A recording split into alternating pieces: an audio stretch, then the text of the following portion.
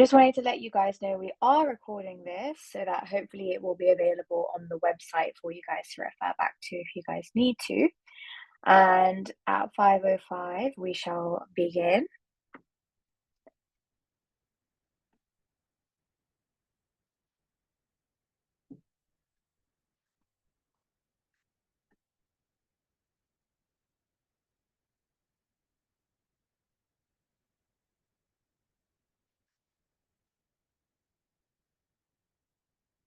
Alrighty.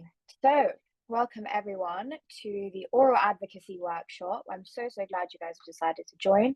I hope we can make it interactive because there's not many of us, so we can make it very back and forth if we need to. And I'll try and get it done as quickly as possible because I know you guys have places to be and coursework to do. So do not worry. And if we get started, again, just in case you weren't here yesterday, I'm Donna. I was a moot finalist last year. I got an award and now I'm the head of advocacy. And if you guys do need to contact me at any point, hook me up on LinkedIn if you need anything law related in general, or just drop me a chat on the WhatsApp group chat if it is mooting related. But now, let's begin with the three main elements of oral advocacy. And for me personally, I think there are three main ones. You've got your stance, your vocals, and judicial intervention. And I will go into detail about each of these elements and how you can perform best for each of them. So if we begin with stance, if we have some time and you guys are interested, I will show you a few clips from my rounds last year, and I can tell you what some of the feedback I got from each of those was as well, if that is helpful. But if you guys just want to go and get on with your evening, we can skip that and I'll upload it onto Instagram, no problem. So the first thing with stance is obviously having strong eye contact with the judge. And for that, you do need to be off script. And I guess in your first and second rounds, if you make it to the second round, the judges can be a little bit lenient with this if you're reading off your notes, but they do make it obvious that that's not what they want. So ideally, by second, third round, you guys are off script, but I will go into how you can get off script, how to learn things and keep them in your mind, memorize them. We'll get a little bit more into that. And you see what I'm doing right now, waving my hands around. You want to try and avoid doing that. So I know a lot of people, they find it better when they talk with their hands. And I do that too. I like to gesture to make things seem a bit more interactive, but the judges do not want that. And in fact, an unconscious body movement that you may not be aware of is actually rocking back and forth. And I didn't even realize I was doing it. I just had my hand on the table and I was like swaying like this, but I didn't think it was that obvious. But the judge did pick up on it and said, you know, you had a very strong stance, you were making eye contact, but I did notice you had a little bit of a sway in your future rounds. Try and stay really strong in your stance. And I think that was a really good tip for me personally. So that's it on stance, quite an easy one. And now to the vocals, the actual part where you're speaking, you're projecting. And I found that to do this, you can play a little game. And if I do have any volunteers, it would be a lot more fun to do this. But essentially, what we do is we give a random topic. It could be anything that you're very intellectual at or you're knowledgeable at, or it can just be something random like fruits. And what you would do is, okay, you have to speak for a minute, and the person you're doing this with gives you a number. So if I say number one, it's like a very soft, very calm tone. If I say 10, it's, oh my God, you need to emphasize this. It's exclamation point kind of speaking. And then you have the range. You'll have like 3, 4, 5, and you try and vary your tone. And it's a really good way of practicing how high, how low to go, how much of a projection you want to give out. And I think it's a really good practice that you can do actually. And if there is anyone that wants to volunteer, we can do one.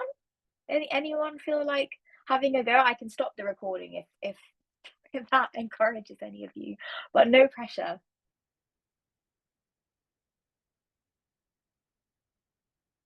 Not to worry, we shall move on. But anyway, so another thing that you guys can do to help with your tone and your projection and how much gravitas you guys have, instead of saying but and you stutter a little bit, a good game to play is the but game. And it's actually where you have to speak for a minute on any given topic, and you cannot say but, yeah, or any of those filler words. And it's actually much harder than you think it is, because people say like a lot. And especially when you guys are starting to get off script, that becomes a lot harder. So I would recommend you guys play that game and maybe do it in your own time. I won't make you guys take your mics and cameras off now and play it with me, so not to worry. And the next thing I'd say is obviously being prepared. We will go into how to do that a little bit more. And the last thing is gravitas. I did speak about this a little bit yesterday, but it is the feeling of being grounded when you're speaking. And I think judges pick up on this quite easily. It is the ability to actually like stand on the floor and emanate confidence. That will come with practice, I promise. But I think the best way of doing it is that when you're practicing at home and you've got your script or your mind map or whatever you're using, you actually think about how your toes are feeling. I know that sounds really stupid, but think about it. And you think, okay, I'm going to put all my energy into my toes right now. Right, I'm secure, I'm confident, I'm calm, because surprisingly, in the actual moment, you will feel really anxious and your voice will start to tremble. But if you take a moment to ground yourself, that will reduce. And if you are feeling anxious in the real thing, try 4-4-4 breathing. I missed another 4. But what you do is you inhale for 4 seconds, hold for 4 seconds, out for 4 seconds, and then exhale for 4 seconds. You know what I'm saying? It's like you breathe in the square, essentially, and that will calm down any anxiety that you have, which is really great for panic attacks too, just in case. Anyway, moving on. Judicial intervention. This is where judges ask you questions within your moot. And I think there is a temptation to just jump down their throats and answer straight away, even if you don't understand the question necessarily. So if you do not understand the question, definitely ask them to clarify, because I've done that before, because I've actually thought there's no way this judge is being serious about this question. I think I've just misunderstood it. And actually asking them to repeat it, they also didn't realize what they were asking fully. So I think, again, it's that sometimes judges want to ask a question for the sake of asking a question.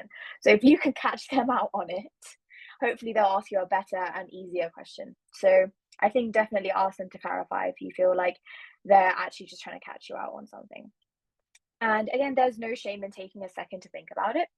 Don't say, obviously, but just sit with it. Seem pensive and curious, you know? I'm sure you guys know what I mean.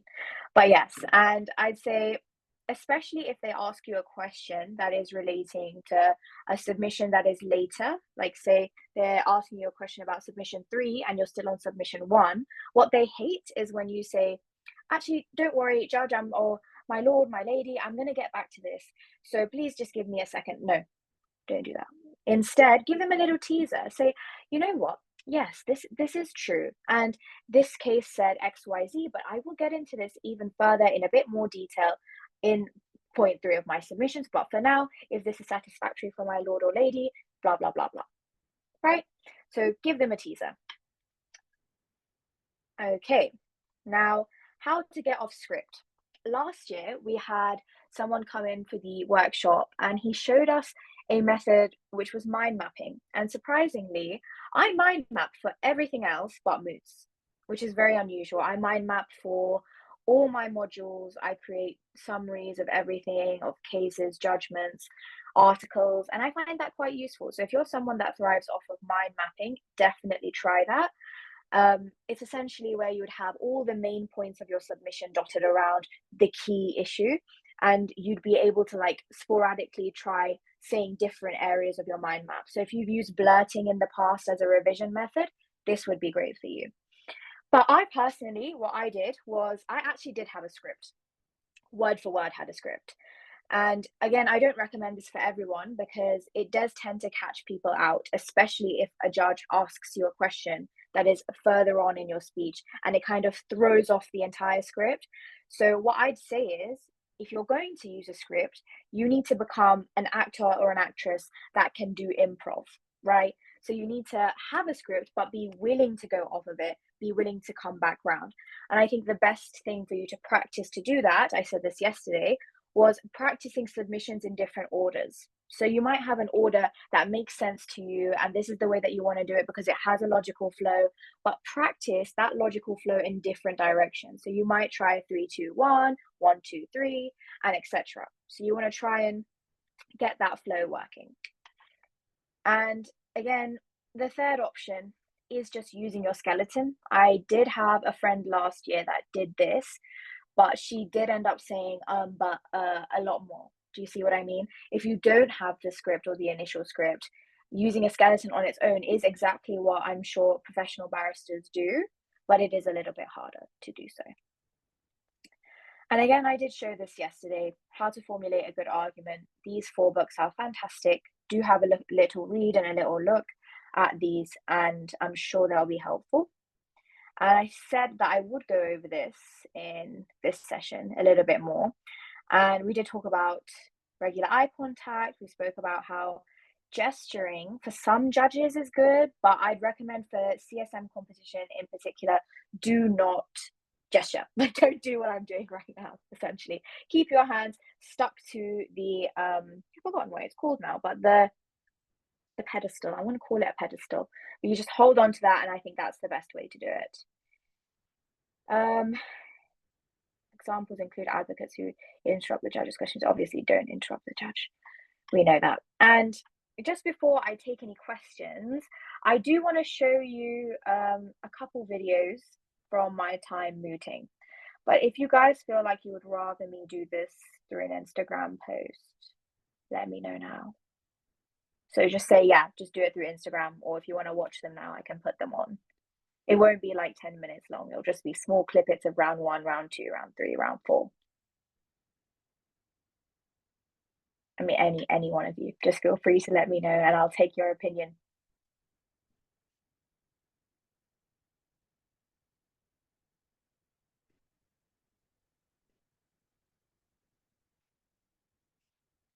Maybe I can't see the chat. I think we're all happy to watch the clips. Oh, lovely. Let's do it then. I shall change the screen that I'm sharing. Stop share.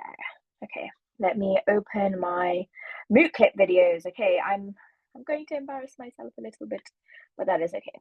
So I did ask permission to record all of my rounds because not only did I want to look back on them so that if I did get into the next round, I could see what I did good, what I did bad.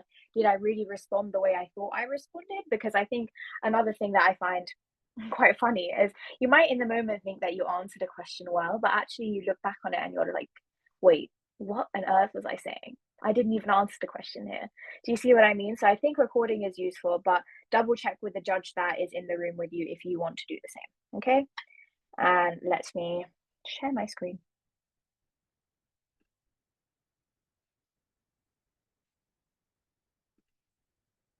I want to share this window. Please work. I hope this works. Okay. Let me know if you guys can hear it as well. If you can't, I actually don't know how to figure that out. So we will see. Is it gonna work?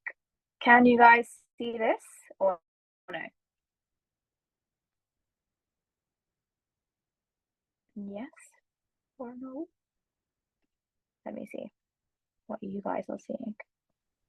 No, I don't think you guys can see that actually. You know, we can only see the screen, again. the white screen yet, but not the actual clip.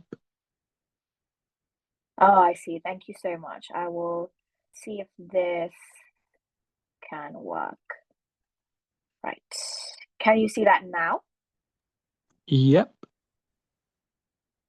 Okay, perfect. Let me play it, and if you guys can hear it, if you can't hear it, someone just put their mic on, okay? Yeah, we cannot hear it. You can't hear it. Oh no. Okay. Let me think about how I can crack this. Anyone got any suggestions? Let's see. Share screen options. No, I don't think that would be useful. Let me take my AirPods off. Hear it.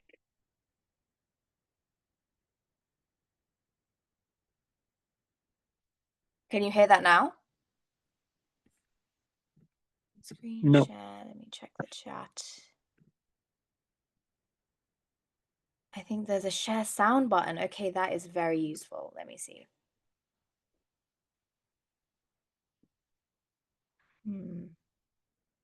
Is that in the mute section? In screen sharing.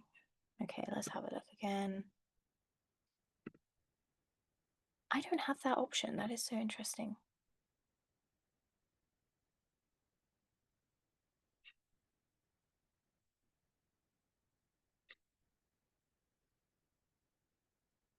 I'm so sorry that I am so incompetent at trying to figure this out. This is what Google says. To play a sound through Zoom, click share screen in the meeting controls. Select the screen or application. Yep. And then check the share sound box in the bottom left corner before clicking share. Okay, I'll try that. Let us try that.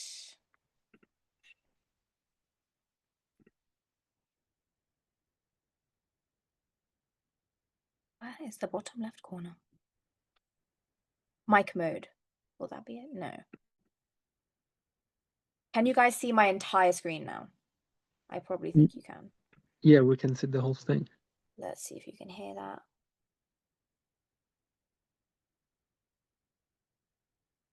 Settings.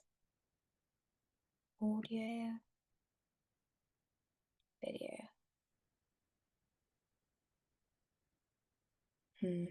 That is really disappointing.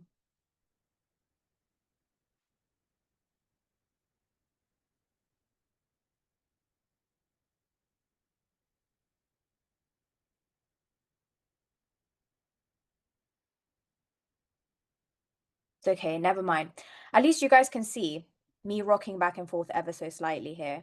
I'm sure you guys can see that. It's such a subtle movement, and my hand gestures are actually like behind my screen, but the judge could still see it. So it was such a subtle movement, but the judge did still pick up on it. And let me pause my screen share for a second. And let me tell you guys exactly how I dealt with that in the next round. I'd actually tried the next round to use smaller flashcards because I thought that would make a difference. And I thought, yeah, like they won't think that I'm relying on my notes too much. But in fact, the judge absolutely got down our throats for it and said, if we wanted to have you guys read off of something, we would just read your arguments instead of listening to you. So a bit harsh, but at the end of the day, it did prompt me to learn everything off script. And if you guys do want to see a few clips of me practicing it, I think there is a video on our Instagram already about my mooting journey personally. But I will make sure to upload all 3, 4 of the mooting round videos, and I'll analyze them as well so you guys can see. I'll like put arrows and be like, this is what not to do. So hopefully that you can refer to in your own time as well. And I think that might be more useful than us like watching it here, me struggling to share my screen. But yes, so if there is any questions I can take specifically about mooting orally, any questions about how to remember stuff or anything like that, do let me know. Or maybe I went through something a bit too quickly, just shout in the chat now. Or put your mic on, I don't mind.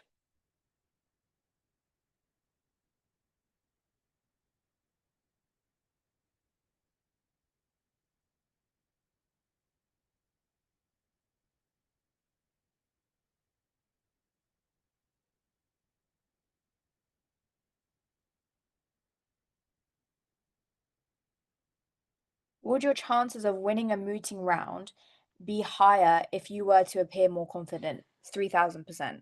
Like, it's actually so funny to. Oh, I'll admit this person. Hold on 1 second. There we go. So, yes, to answer that question, yes, your chances of winning a mooting round would be higher if you were to appear more confident. And actually, I can tell you a fantastic story, which is from round 2 of my competition last year. And it was actually, I was the senior appellant, and the senior respondent was trying to take apart my argument. So he had looked at my bundle, I think the night before, and had found maybe like a hole in my argument, and he was trying to rebut within his speech, and he was trying to take apart what I was saying. But the entire time he was speaking, if this is the note that he was reading from, he was reading like this, and like all we could see was the actual top of his head, genuinely. And the judge picked up on it instantly because he was like, I was not paying attention to anything but the top of your head. So his argument was valid, TBH, it was. And I'm sure he could have taken apart my argument quite well had he come across more strong and confident. Had he looked at the judge and said, no, actually, the senior appellant is incorrect because of XYZ. Do you see what I mean? It sounds so much more convincing. You know, you have to be like psycho in your ability to like look at the judge in their eyes and be like, are you listening to what I'm saying? You see what I'm saying? Maybe not. Okay, great. Yeah, it's going. I came to drink Oh water. yes, for anyone else that has just joined, we're just doing a question and answer session. I will upload the slides and I will upload the recording of this because you just missed the start part where we like whizzed through how to do everything essentially. But I will take any questions now, so I'm happy to re-go over anything that we just did.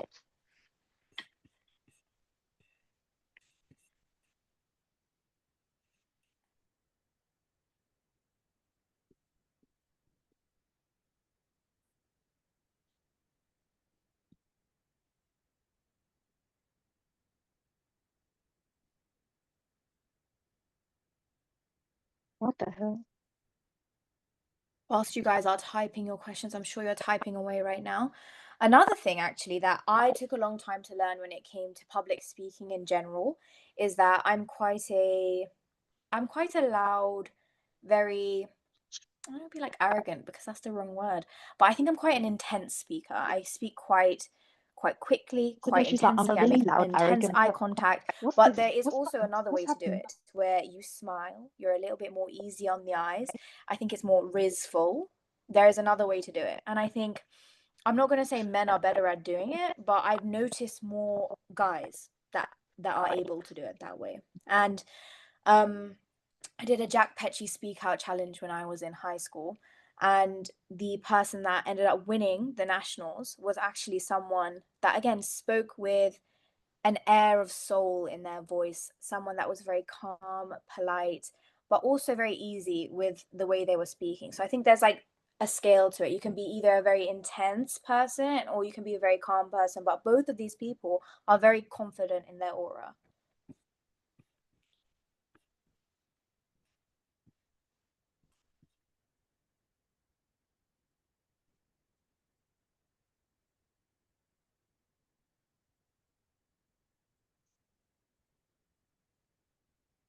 And if anyone wants to volunteer now, we can play the game that you guys did not want to play earlier.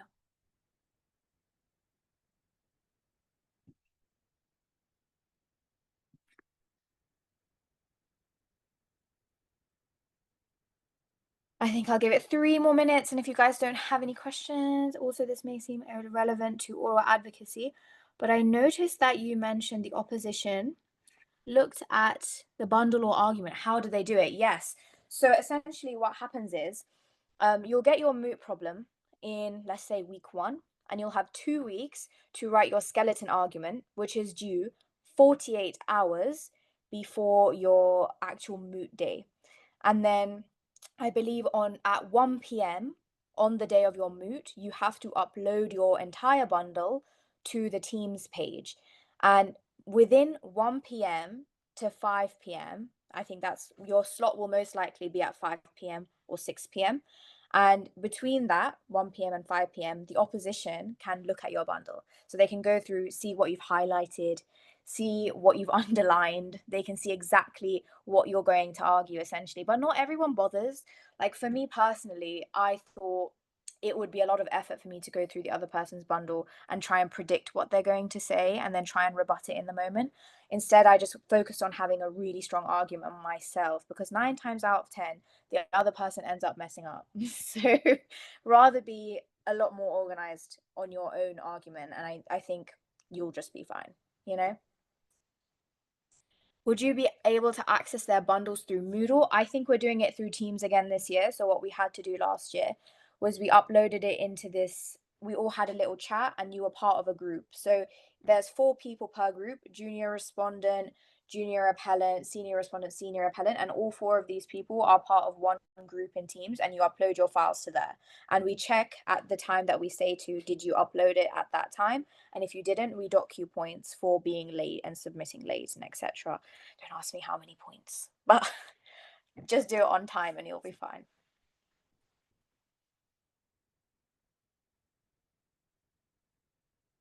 Do you have any recommendations for good models of advocacy, videos of really effective oral submissions? Yes, I actually asked about this myself, and all of the Harvard ones are absolutely amazing. I actually think if you watch some of the Supreme Court cases where you can see judges asking real barristers questions, how do they like stand on stage?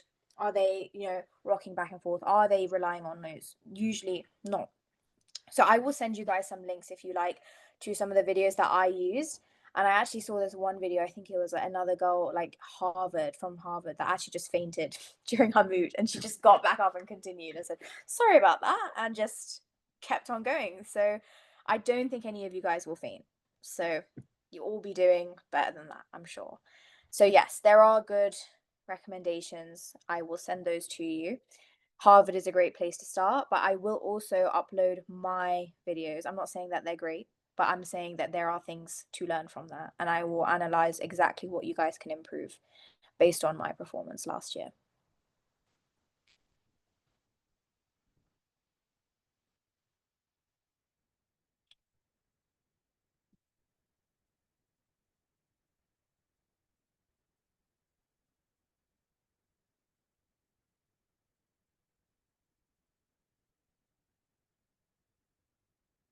Also, maybe irrelevant, maybe not irrelevant, but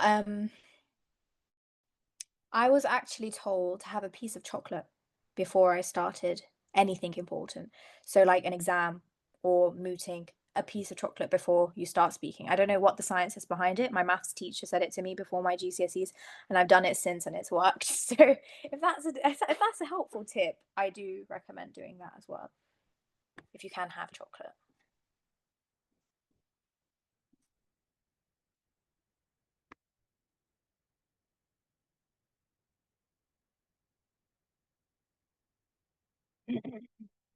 So it is 5:30. So if anyone does want to leave or doesn't have any questions and they're just like, yes, I'm done now, feel free to go. I will upload the slides.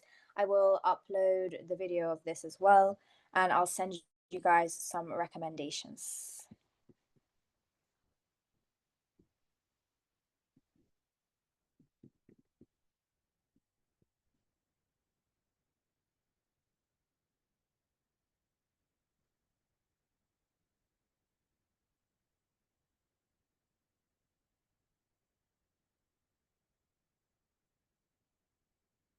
Thank you. Have a lovely evening.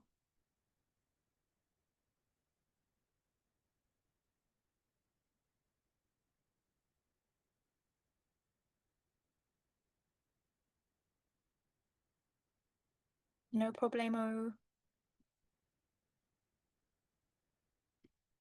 Where can I find the recording? Because I've tried, but I could not find it on the mooting website. I don't think I can't say his name sometimes. I don't think Sashant, the president, has uploaded it yet because he's the only one that has access to the Zoom recordings. But I will remind him and I'm sure he'll upload it. But it will be on the website. We'll send you guys a link when it's out. And I think I'm going to try and upload it on our YouTube as well. So I will be able to send you guys a YouTube link soon. Fingers crossed. But yes, thank you so much for attending today.